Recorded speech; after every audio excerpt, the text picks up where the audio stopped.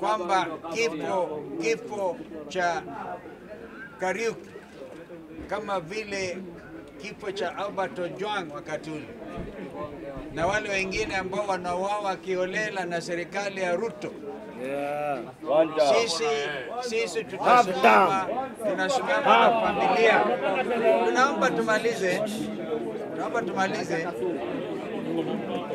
Kwa hivyo tutasimama na familia hii, na tayari tumeamrisha mawakili wetu pamoja na ile tume tumeanzisha juzi ikiongozwa na JB Muturi kuhakikisha kwamba kuna hali ya kuregeshewa heshima waathirika wa uongozi mbaya wa serikali ya Kenya Kwanza.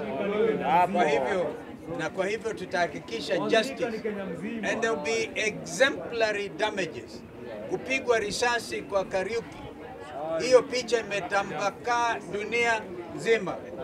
Hiyo ya Boniface, hakuna, hata ukienda Ujerumani ya kila mahali ni sura mbaya ya nchi, kama vile uongozi mbaya wa William Ruto.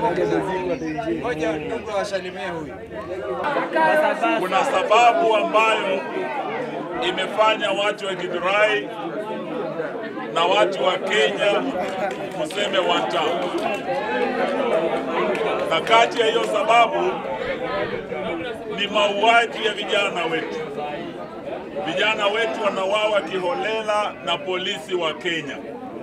Na Wakenya wamechoka umwagikaji wa damu katika taifa la Kenya na vijana wetu wa Gen Z.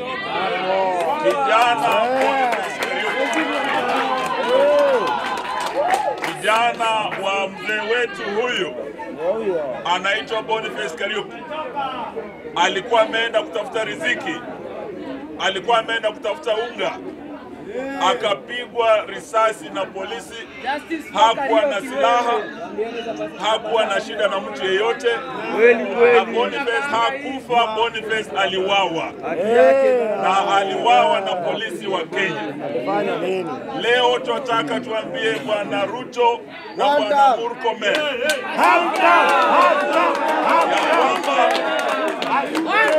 leo familia hii inalia tukiwa hapa Githurai, Nairobi, na wanataka haki, na rais na yule anayehusika na usalama wa ndani Bwana Murkomen walisema eti polisi walifanya kazi nzuri. Mwaka jana 25 of June, wakati Gen Z waliwawa 60 na polisi ya Kenya, wewe Bwana Ruto ulisema tena the police had done a good job. Leo tuauliza Bwana Ruto, hii familia ikilia mtoto wao wamekufa, is this the good job you are talking about? No! These are vijana wa Kenya risasi na kuwaua kiholela. Is this a good job, Bwana Ruto? Is this a good job, Bwana Murkomen? Bwana Murkomen, the least you can do as the Minister for Interior is to resign immediately. We are going to demand, and we are urging our members of parliament who are bringing an impeachment motion against Bwana Murkomen, ya kwamba we will urge our members of parliament to support the motion for impeachment of Bwana Murkomen as CS Interior. Lakini kwa niaba ya familia, tukiwa na Mheshimiwa Kalonzo, Mheshimiwa Karua na wakili Ndegwa Njiru, tutashikana na familia hii kwenda mahakamani kutafuta haki kwa Bwana Murkomen.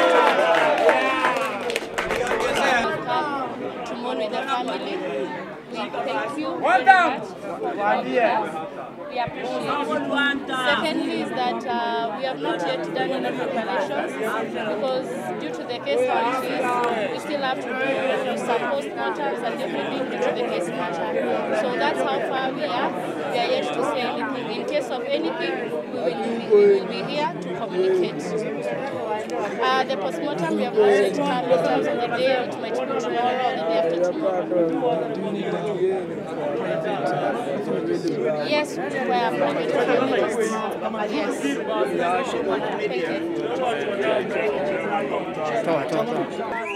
Martha Karua ako mahakamani na pia uuaji wa kiholela unaendelea.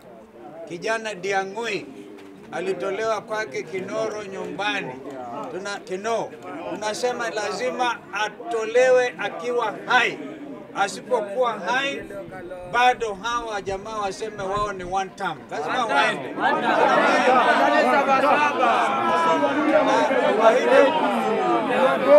Sasa wamesema wamefutilia mbali gharama.